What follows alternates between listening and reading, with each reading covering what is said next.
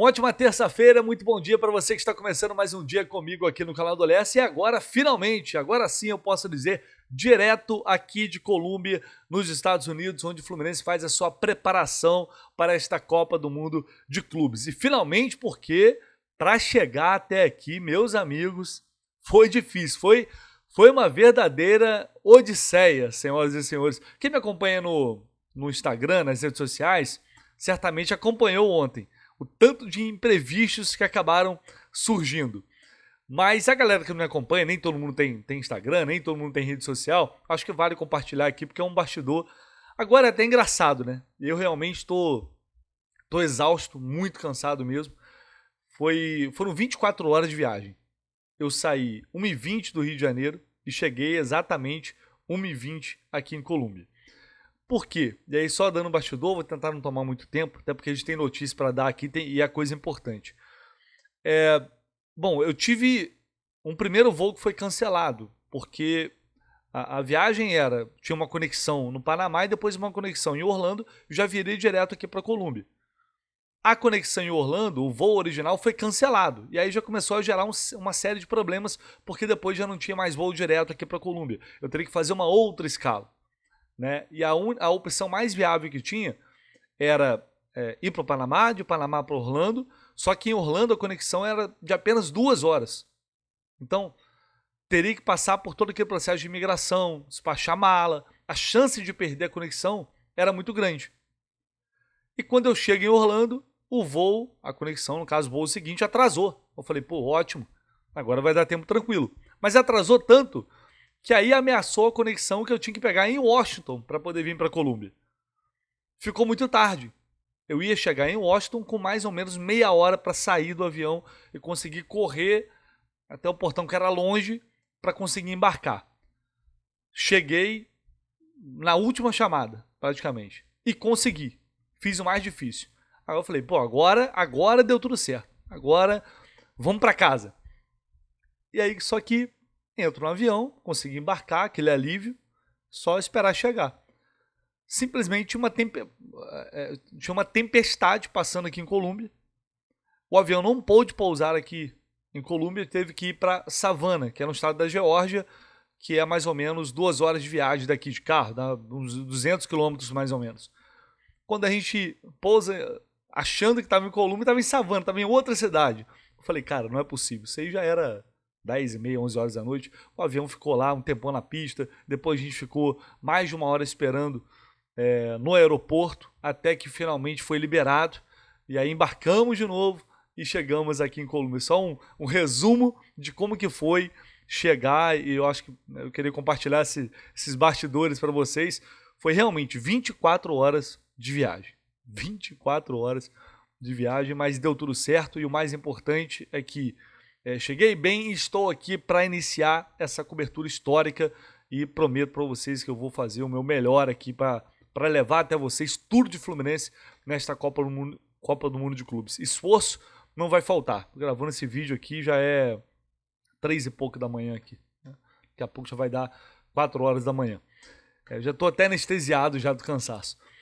E agradecer também, cara, a Magic Miles, o Rafa, a Thalita, a Magic Miles, que é uma grande parceira que a gente tem hoje aqui no canal do Lessa, no Jornada, que não só ajudou a realizar essa viagem, a tornar essa viagem real, né, sendo um parceiro fundamental. Cara, eles, principalmente nesses momentos de dificuldade, de imprevisto, eles atuam, ficam em cima o tempo inteiro, dando todo o suporte. Dessa vez não foi diferente. O Rafa fez tudo lá para amenizar um pouco a situação e fazer com que eu conseguisse chegar hoje ainda e acompanhar o treino do Fluminense, porque o Fluminense treina hoje aqui, 9 da manhã.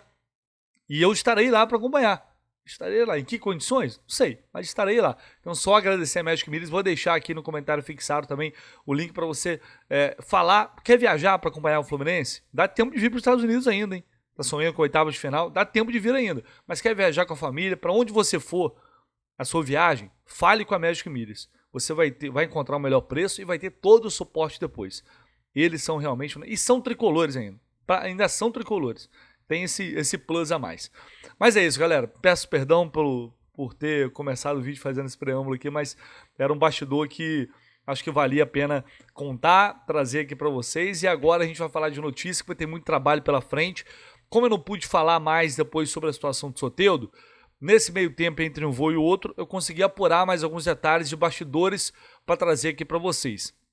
A intenção do Fluminense, o que o Fluminense pretende com essa negociação que foi sacramentada. Ontem o Lucas Musetti lá do UOL trouxe detalhes em relação aos valores.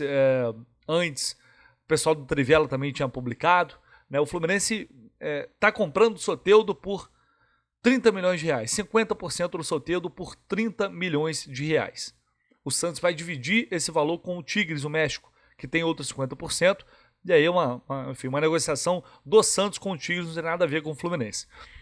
Mas eles chegaram a esse acordo, mas quem tem os direitos federativos do jogador, até então é o Santos. Ou seja, isso quer dizer o quê?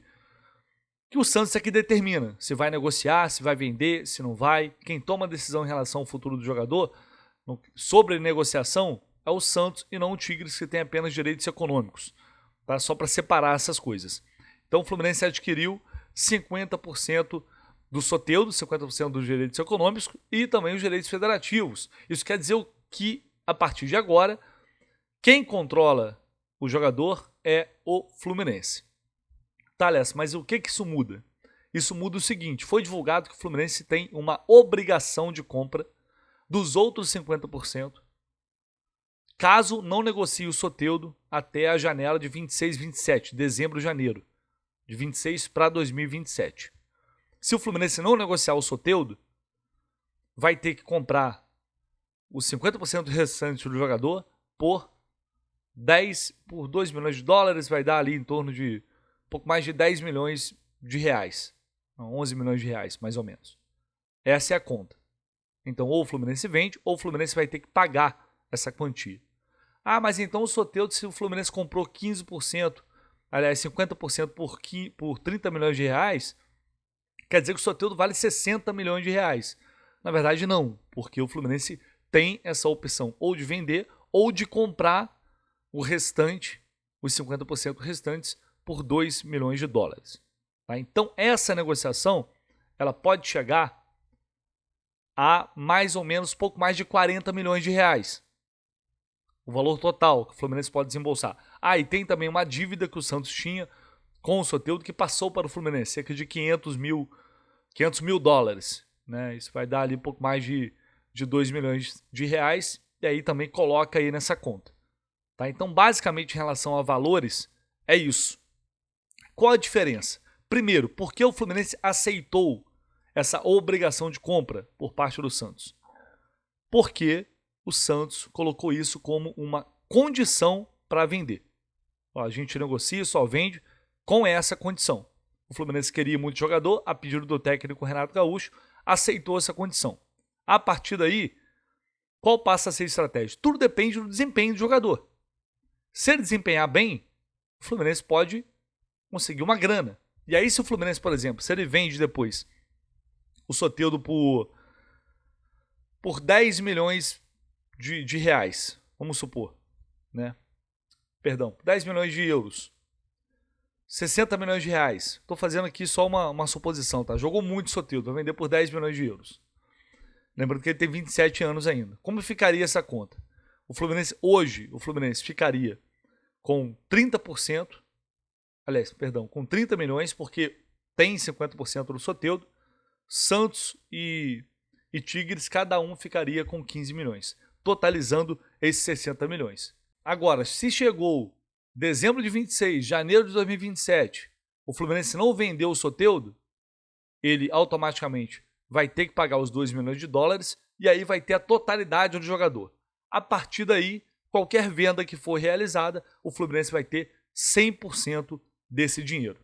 Aliás, mas ele pode não ser vendido. Sim, inclusive o Fluminense pode não vender. Então, como o Fluminense passa a ter o controle do jogador, o que acontece? Se chegar uma proposta até dezembro do ano que vem de 10 milhões, por exemplo, de dólares, o Fluminense pode falar, olha, 8 milhões, eu quero 8 milhões para a minha parte e 2 milhões para vocês, que é o que eu teria que pagar se eu não negociar o atleta e se eu ficar com ele a partir de 2027.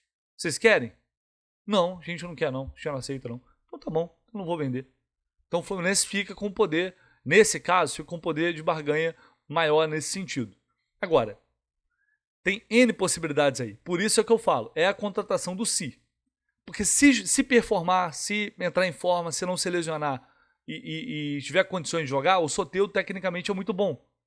Então ele pode apresentar um resultado financeiro de uma negociação ou um retorno técnico. O clube pode optar por comprar e continuar usufruindo do atleta porque ele deu um retorno técnico. Tá? Isso olhando para o aspecto positivo. Olhando para o aspecto negativo, ele pode não render nada, ele pode não performar. E aí, meus amigos? E aí pode se tornar mais uma contratação trágica, podemos dizer assim, né? É o risco que se corre, é o risco que o futebol muitas vezes representa. No caso do Soteldo, é mais um daqueles jogadores que não dá para dizer que é surpresa nenhuma se lá na frente ele continuar se lesionando, se ele não tiver uma sequência, se ele apresentar um comportamento extracampo indevido, se ele cometer atos de disciplina, porque ele já fez isso nos outros clubes por onde ele passou. Ele já tem esse histórico. Então não dá para dizer que foi surpreendido, definitivamente. Por isso se trata de uma contratação, sim, cara e uma contratação muito arriscada, que se o Fluminense pagar depois esses 2 milhões de dólares, vai fatalmente acabar se tornando a maior contratação da história do Fluminense. Isso o Soteldo. E tem mais. Ele vai ganhar um salário muito alto, pelo menos de acordo com o que foi informado pelo Diogo Dantas no jornal Globo, cerca de 1.200.000 reais. Ah, mas ele tá ganhando igual o Aras. Não, o Aras ganha bem mais que isso. Ah, mas é bem mais... Sim, é bem mais que isso. Tá, o salário do Aras foi reajustado nessa última negociação. Então não tá ganhando igual o Aras não, mas é um salário muito alto e ele já tinha um salário alto no Santos. Então o Fluminense foi lá, contratou, obviamente vai ter que pagar mais. Né? O jogador não vai sair, porque eu gosto muito do Renato, porque eu vou jogar a Copa do Mundo de Clubes. Não, é dinheiro. É dinheiro e pronto. Então, só para trazer mais um pouco mais de detalhes, de bastidor do que o Fluminense, por que o Fluminense fez dessa forma, porque aceitou, o que espera a partir de agora, o que pode ser feito a partir de agora. Então, são detalhes espero que eu tenha conseguido explicar bem para vocês, mas foi tudo isso que eu consegui apurar a partir dos valores que foram publicados por outros colegas. O Soteldo joga hoje pelas eliminatórias para a Copa do Mundo, na América do Sul, né? Vai defender a Venezuela contra o Uruguai e depois se apresenta aqui nos Estados Unidos para disputar a Copa do Mundo de Clubes. Ele já foi regularizado? Não, o Fluminense corre contra o tempo hoje para fazer isso.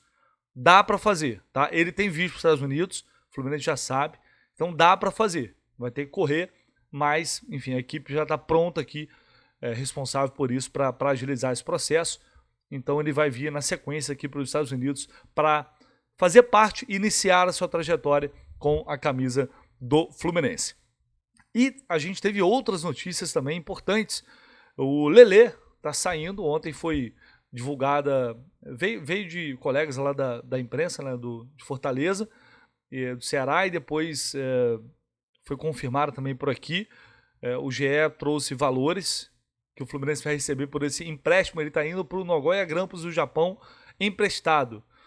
Esse empréstimo, o clube japonês vai pagar 1 milhão de reais, 1 milhão de dólares, perdão, por ele. E desse valor, o Ceará vai ficar ali com cerca de quase 2 milhões de reais, mais ou menos, né? E o Fluminense com pouco mais de 1 milhão de reais. A conta, mais ou menos, é essa. Mas por que o Ceará vai ganhar mais nesse momento? Porque é como se fosse uma taxa de vitrine. Né? Ele estava no Ceará agora, o Ceará ganha aceitando emprestar o jogador, ganha um dinheiro com isso. O Fluminense ganha menos, só que tem uma opção de compra que está fixada em contrato. Inclusive, o Gabriel Amaral ontem conseguiu também confirmar e trazer essas informações lá no Raiz Tricolor. Ele tem uma opção de compra de 1,5 milhão de dólares. E aí esse valor seria todo do Fluminense depois. Né? Se essa venda ela for de fato concretizada e executada. Então o Lelê sai do Ceará e vai lá para o futebol japonês. E o Fluminense também negociou 2 jogadores da base, né? O Freitas e também o Kaique Almeida, que voltou recentemente da Inglaterra, Kaique Almeida vai para o Remo, os dois, ele e Freitas, vão para o Remo disputar aí a Série B do Campeonato Brasileiro, ganhar experiência, ganhar rodagem. É a forma que o Fluminense entende que pode fazer ou evoluir mais rapidamente esses jogadores. Então é isso, galera. A gente fica por aqui e eu volto com mais informações, mais notícias. A próxima vez que eu falar com vocês, direto aqui no centro de treinamento, onde o Fluminense está se preparando aqui em Colômbia para a estreia contra o Borussia Dortmund na Copa do Mundo de Clubes. Valeu, pessoal. Tamo junto. Um abraço. Até daqui a pouco.